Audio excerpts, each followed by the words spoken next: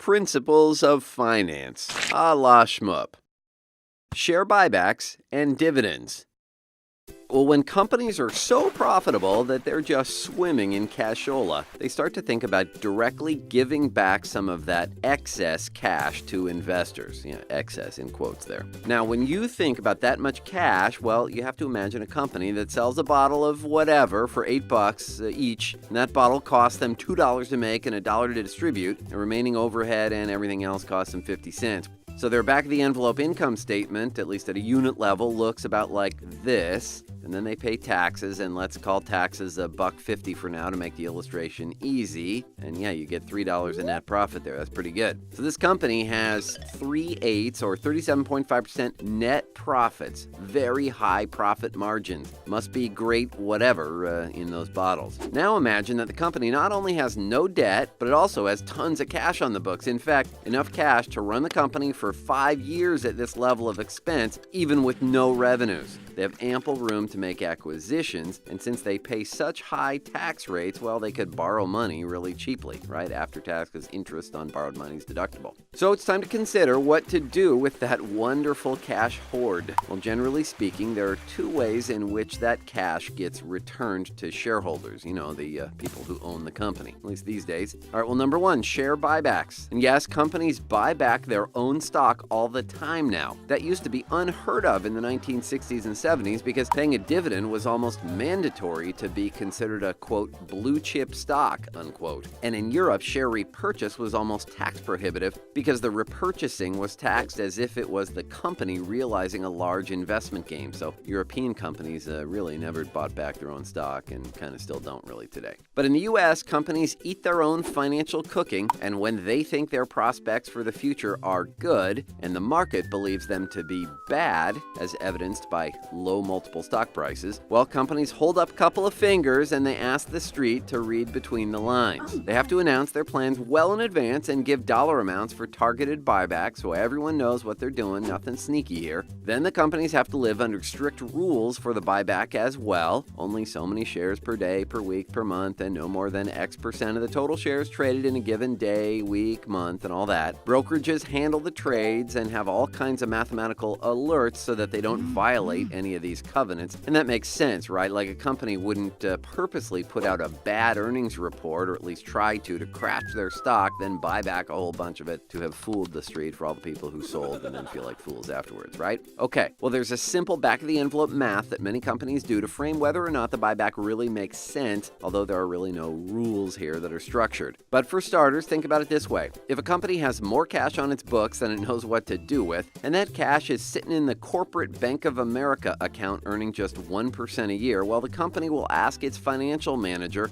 "Hey dude, how can we do better? And how much better?" And the financial manager will start the answer by saying something like, "Well, our stock is at $15 a share. We have $5 a share in cash and no debt. And business is looking good. We'll earn $1 in cash." All right, we'll stop talking like that. We'll earn $1 in cash this year, and very likely meaningfully more than $1 a share next year and the next, like $1.25 and $1.50. I think we should be trading at $25 a share or more. All right, excellent answer from your wily CFO without the weird accent there, like a surfer dude. All right, well, at $15 a share with $5 a share in cash and no debt and no big capital expenditures needed, like a new tractor smelting factory since your current one is almost worn out because this one isn't, well, you'd say that the equity value of your company is $10 a share. That is, investors paying $15 a share to buy your stock are getting $5 a share in cash and paying $10 a share for the future earnings power of your company. So you're going to earn $1 a share this year in cash, meaning that it's a real dollar of cash earnings, not some weird accounting trick to pretend that it's $1 of earnings when it's really only 30 cents or less. That's $1 of cash earnings for $10 of equity value in the company. Well, said another way, your company's equity is being valued for 10 times the cash earnings this year. If you bought back your stock at these prices, well, you're getting a 10% cash on cash return on your investment in buying your stock.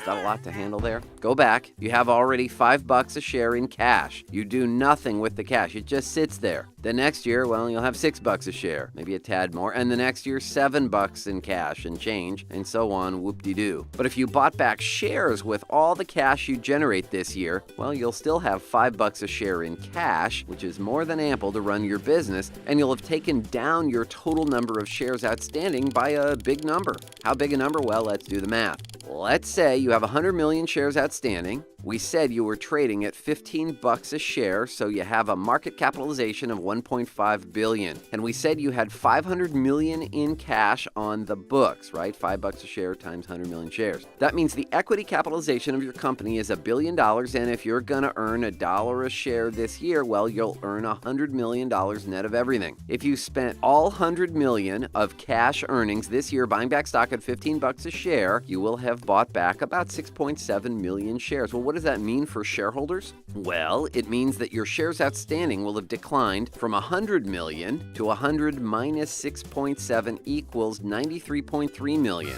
Lots of really good things happen when you can make this thing work. Well, one, to earn $1 a share, you no longer need to earn $100 million. Now you only need to earn 93.3 million. It's easier. Two, the current owners still own the same company. Even the cash on the books hasn't changed, and you didn't dip into your cash savings to buy back stock.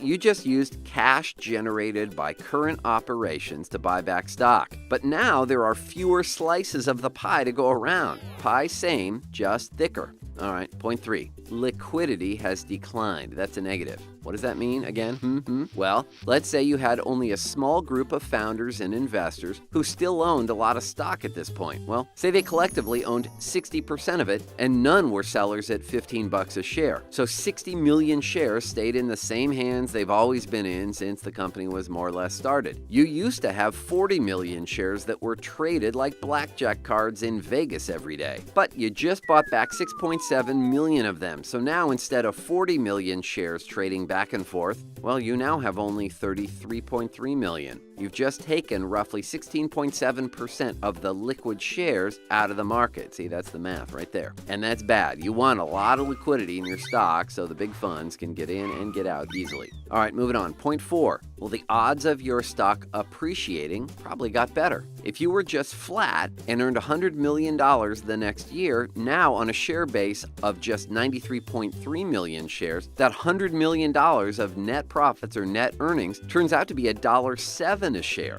not just $1. If you stayed at $15 a share and still had your $5 a share in cash, your price to earnings multiple just went down even further from 10, that's $10 in equity over that $1 a share earnings, to now 10 over $1.07 in cash earnings, or just 9.3 times cash earnings for the equity value of your company. It's really cheap, people.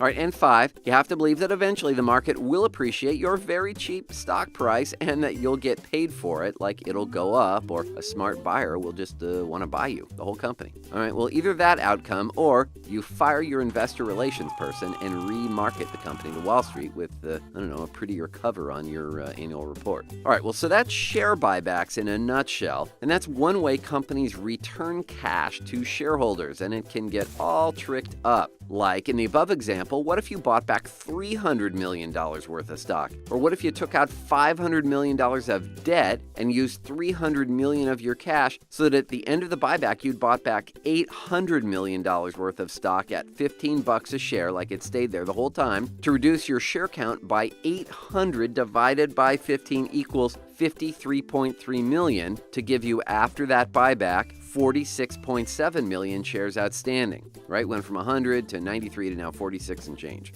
At this point, you'd have $500 million of debt and $200 million of cash, or $300 million in net debt. And remember, you'd have added expense to the company in paying to rent the debt, i.e. at 5% interest. That's added an expense of $25 million pre-tax to your costs. But to earn $1 a share at this point, you only need to earn $46.7 million. Remember, you had to earn $100 million in the beginning. And if business just stays flat, which is probably not very good, but if it did and you earned a flat $100 million again, well, then you'd earn over $2 a share. That's $100 million divided by the 46.7 million shares outstanding, and that gives you $2.14 a share or thereabouts. Okay, well, this is sort of the math of leveraged buyouts. kind of, sort of. Anyway, that's share buybacks, and it's kind of new school.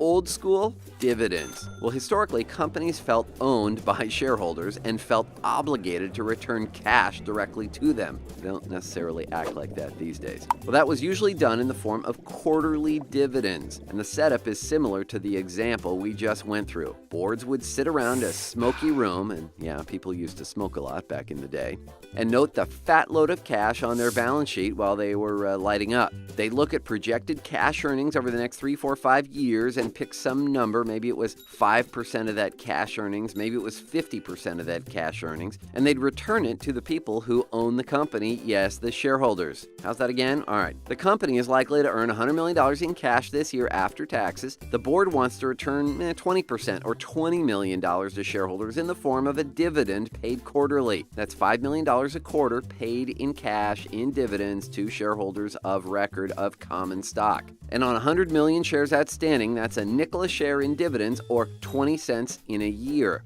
If the stock was trading at $15 a share, then the 20 cents over $15 is the dividend rate. Get the decimal right because that's 0.2 over 15, or a dividend of 1.33%. Not a huge dividend, but it's a start. Companies love raising their dividends and they hate cutting them. Notice our subtle little dig about putting after taxes kind of here in this weird parenthetical tone that I've got here. Well, why'd we do that? Well, the corporation was taxed once already. Remember? It earned $4.50 for a bottle of whatever, and it paid that $1.50 a bottle in taxes, so it paid the man once. But who owns the corporation? Shareholders, people. So it was essentially they who were taxed that first time. Now we come along and pay a dividend. Well, it gets paid to the people who own the company, and it gets taxed again, right? Like dividends get taxed again, like an investment gain. Is that fair? All right, well, we won't get into the politics of it, but the math isn't a debate. The payment of dividends created what is essentially a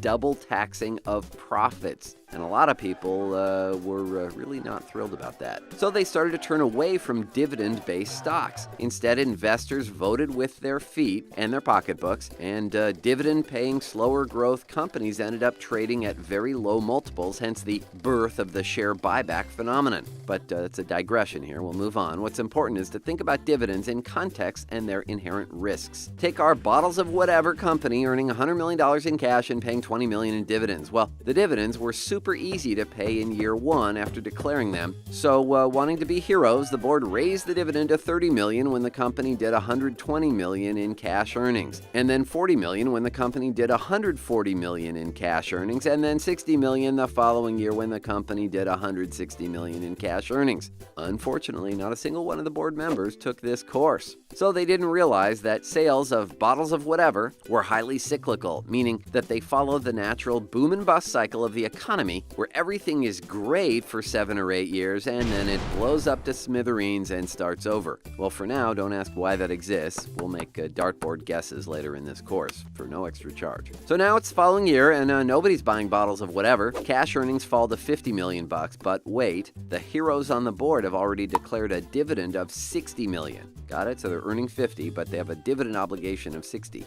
Well, that dividend is now over 100% of the cash earnings of the company. In order to pay it, the company has to dip into its bank account and take out $10 million for its cash hoard to make people whole on the divvy. Well, that is not good at all, as Winnie the Pooh said. If the board has to cut its dividend to $50 million and pay out 100% of the cash earned for the year or less, well, the board looks stupid. Shareholders grouse and the board members have a hard time getting invited to join more boards. And there are a lot of other problems here as well. For example, lots of employees don't own shares. Rather, employees own stock options on shares. Well, shareholders receive dividends. Option holders do not. In order to receive dividends, option holders must buy out their options to then own the shares, and they usually incur a large tax bill up front when doing so. Well, all this noted, companies run into this kind of trouble all the time. The entire oil industry hit this snag in the mid-2010s as oil prices plummeted. The good news for its dividend-hungry investor base, however, was that the oil companies had so much cash and such easy access to capital that they did in fact pay out over 100% of their earnings for a while to cover the dividend. Oil is a well-known cyclical industry managed by pros, and their boards might have in fact taken this course. Okay, so we've covered how dividends are covered internally and operationally inside of companies, but what about how they are received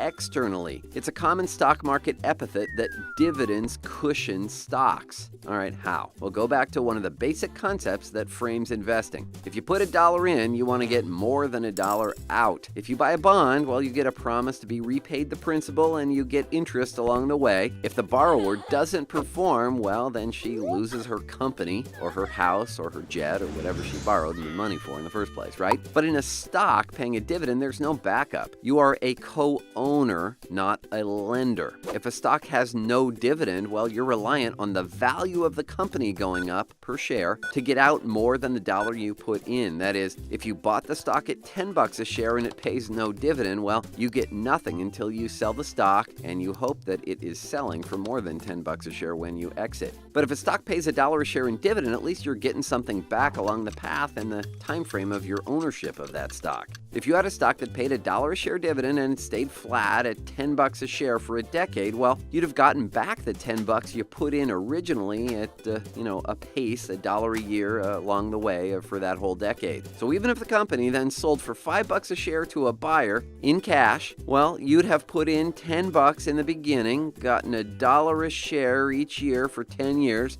and then a final payout of $5 or $15 total over 10 years, right? $10 became $15 over 10 years. Well, not a great investment, but at least a positive returning one. Recall the stickiness of dividends. Boards hate cutting them or removing them. Doing so calls into question the viability and certainly the wisdom of the company, makes the board members look like wimps, and forces investors to reconsider whether the board is in fact doing its fiduciary duty in managing the company. So investors sort of rely on dividends remaining for long periods of time. They aren't quite as sticky as bond yields, but they are sticky and investors generally rely on them. So what then happens when modestly risky bond yields are 5% and dividend yields on a common stock approach 5%? Well, investors get hungry. Think about a company with just flat earnings but covering its dividend 2x, meaning that half of its cash earnings of the company go toward paying the dividend and the remainder is just saved and put on the balance sheet to increment the lovely green hoard of cash that's already there. Well, that 5% yield buffers further downside in the stock. Like the whole market could sell off and it's likely that stock would stay flat with its fat 5% yield. If investors are pretty certain that 5% yield will, quote, always, unquote, be around, then at some point they will just buy the stock for the yield and not really care that much about whether the stock appreciates a whole lot over time. All right, well, tons of outside factors affect everything. Prevailing interest rates have been at historic lows for a long time in the 2000s era. Governments deep in debt are praying for rampant inflation to bail them out of their financial woes, and they'd hoped low interest rates would get them there. That and prayer, but, thus far, nothing has worked.